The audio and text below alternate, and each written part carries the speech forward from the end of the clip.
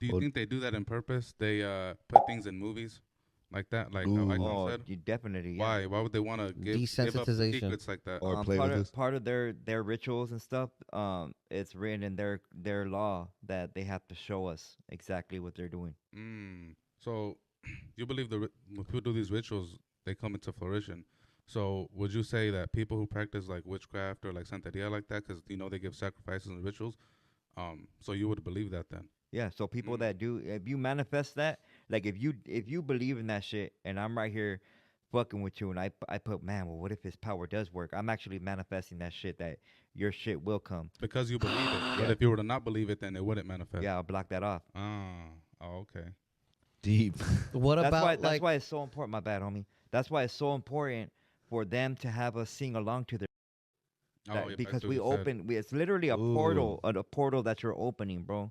Mm. When you say that, because there is in the spiritual. That's what it talks about in spiritual warfare in the Torah. There is a hedge of protection upon us, but once we're the only ones that could take that off by either speaking their shit or believing in their shit. You're manifesting their reality by generating that frequency from your pineal gland. Well, you don't Giving that even shit. have to speak it. You could just think about it and You start to manifest astral project. Exactly. it. So what about the effect? So let's say you don't believe in something, like you said, and Mhm. you're blocking it, however that may take place. Mhm. What about the positive and negative benefits that you would incur from being around said person? How does that not exist if you're still trying to block it? Well, that's a hard thing to do, and exactly like we were talking about earlier. Say you come from wherever you come from. You're dealing with whatever. Say it's dope or whatever, Okay. and you got a homeboy that had just finished doing his thing. He doesn't want to do dope no more, but he still has demons around his spirituality trying to the subconscious. His demons will start to play with your demons. All of a sudden, you start to talk about it, and he'll get an inkling where, damn, I want to go score some dope, homie. You know what to do that? So that's what happened. Like they say, our demons play with each other. They do. And so then what happens when someone like, okay, for instance, uh I don't do drugs. I don't even smoke weed. I barely drink. Like, let's say you wanted to have a michelada, I'll have one with you. Cool, whatever.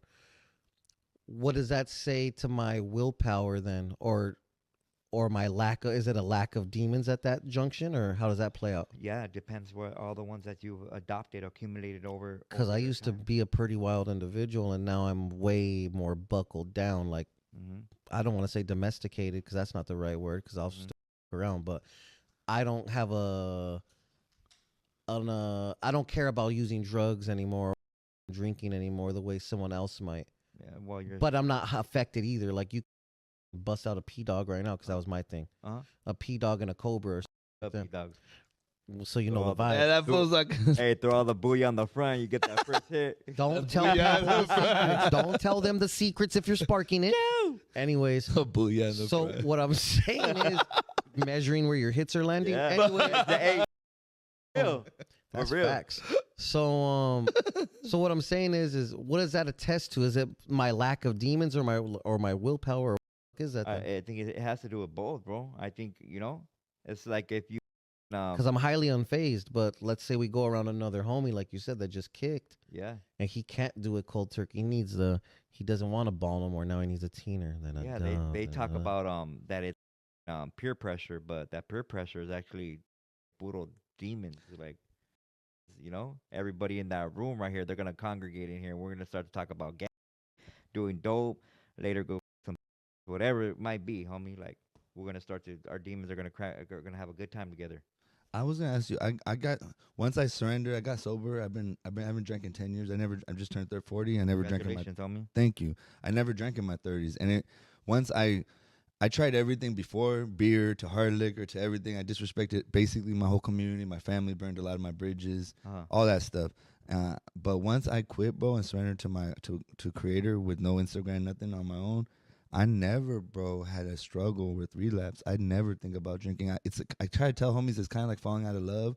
You can't fake that love no more. Like I don't have that. And I was wondering why other homies relapse and I don't. I don't know, bro. It's just something. Yeah.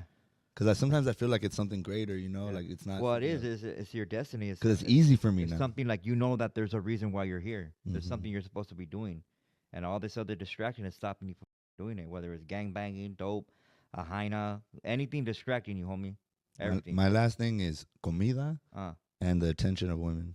mm. Those are my 2 flaws that I'm working on. People talk about blessings. Oh, I just got this car with a blessing. I just got this house as a blessing. Nah, those are hinderings.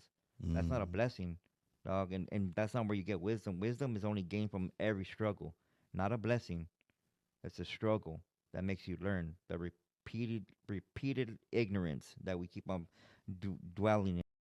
Yeah, because I feel like I also lived a pretty spoiled life in my photography career. Yeah. You look, when the pandemic hit, I was humbled. Mm-hmm. And I think, también, I've had a couple times when people try to hate on me online, and I took it well. Mm. And I feel like that's one of the reasons why I'm still here, is because I took it well. Mm-hmm. Even if I was emotional, tripped out, but I'm still here. I kept fighting. I kept getting back up. Yeah. Because it was hard. I lived a spoiled life, and I got humbled, man. But now we're here doing something even greater than I ever imagined. That's dope.